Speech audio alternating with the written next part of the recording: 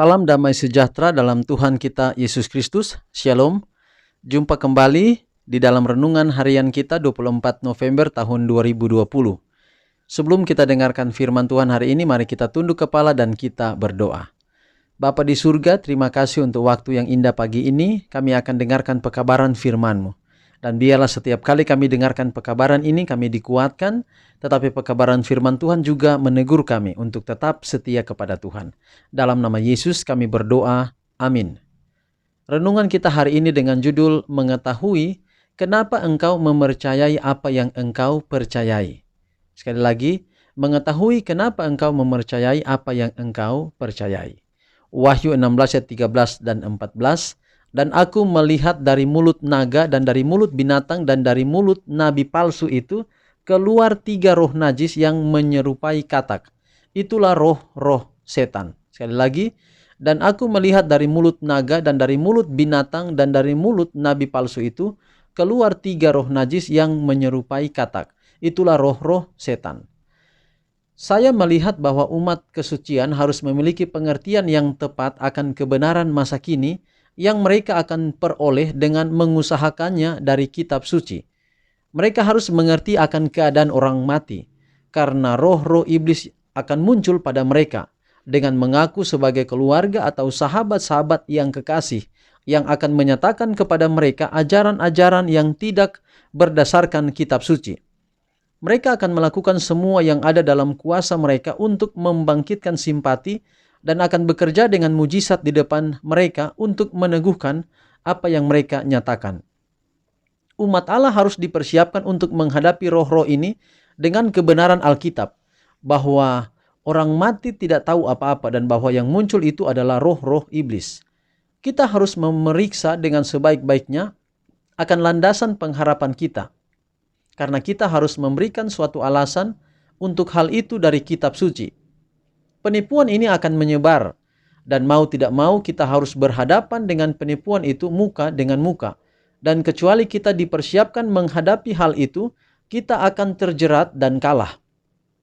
Tetapi jikalau kita melakukan apa yang dapat kita perbuat sebagai bagian kita supaya siap menghadapi pertarungan yang terbentang di hadapan kita, maka Allah akan melakukan bagiannya, dan tangannya yang berkuasa itu akan melindungi kita. Ia lebih cepat menyuruh setiap malaikat keluar dari kemuliaan untuk memagari jiwa-jiwa yang setia daripada membiarkan mereka ditipu dan disesatkan oleh mujizat-mujizat palsu dari iblis. Saya melihat kecepatan penipuan ini menyebar. Suatu deretan kendaraan ditunjukkan kepada saya bergerak dengan kecepatan kilat. Malaikat menyuruh saya melihat dengan teliti. Saya tujukan mata saya kepada deretan kendaraan itu. Tampaknya seluruh dunia berada di atasnya. Kemudian ia menunjukkan kepada saya kondukturnya seorang yang rapi dan agung, kepada siapa semua penumpang berharap dan menghormatinya. Saya menjadi bingung lalu menanyakan pada malaikat yang membawa saya, siapakah dia? Ia berkata, itulah iblis. Dialah si konduktur dalam bentuk seorang malaikat terang. Ia telah menawan seisi dunia. Mereka telah menyerah pada penipuan yang kuat, mempercayai suatu yang dusta, sehingga mereka dapat dikutuk. Agen, yaitu yang pangkatnya tertinggi sesudah dia, adalah masinis. Dan agen-agennya yang lain dipekerjakan pada tugas-tugas yang berbeda-beda sebagaimana ia membutuhkan mereka. Dan mereka semua sedang menuju kebinasaan dengan kecepatan kilat. Kemudian penulis menanyakan malaikat itu, apakah tidak ada yang tertinggal? Kata Ellen White. Ia mengajak saya supaya melihat ke arah yang berlawanan. Lalu saya melihat serombongan kecil sedang berjalan di atas jalan yang sempit. Tampaknya semua bersatu teguh oleh kebenaran.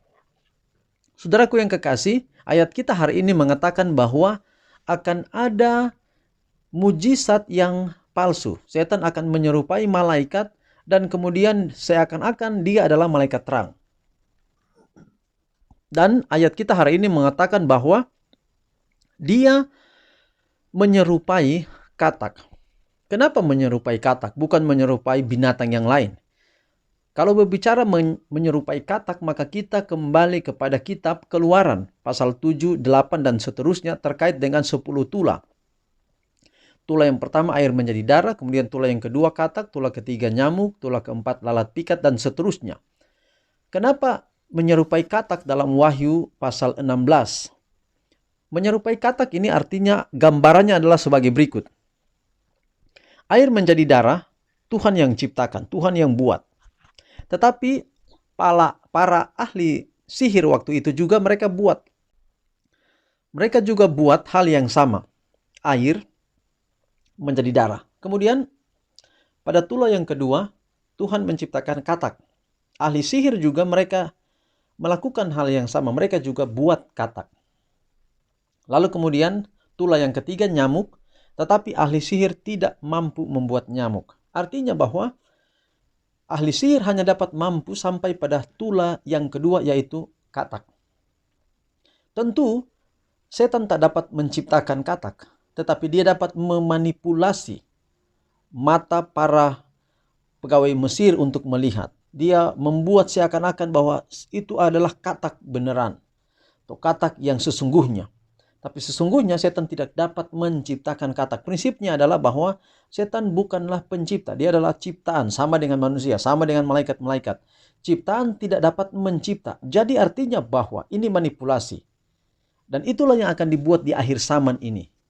Semua tenaga yang terakhir dia akan keluarkan. Dan inilah yang dia dapat lakukan. Makanya menyerupai katak. Maka tugas kita sekarang ini adalah bergantung pada Tuhan. Jangan kita menjadikan mujizat sebagai ukuran utama kebenaran. Bisa jadi bahwa kelihatan seorang pendeta buat mujizat. Bisa saja dia dalam pekerjaan seorang yang dibalik semuanya itu adalah roh kegelapan. Bisa saja seorang datang tiba-tiba dia dapat menyembuhkan seorang yang sakit. Bisa saja itu adalah manipulasi yang dibuat oleh raja kegelapan itu. Itulah sebabnya berhati-hati. Jangan menjadikan mujizat kalau ada KKR besar-besar lalu kemudian ada penyembuhan. Hati-hati dengan seperti itu. Karena raja kegelapan dapat menggunakan hal itu juga untuk menipu banyak orang. Yang paling penting adalah kita jaga firman Tuhan sebagai patokan hidup kita. Sehingga kita jalan tidak di jalan pengertian kita. Tidak di jalan-jalan kita sendiri. Tapi dalam tuntunan Tuhan.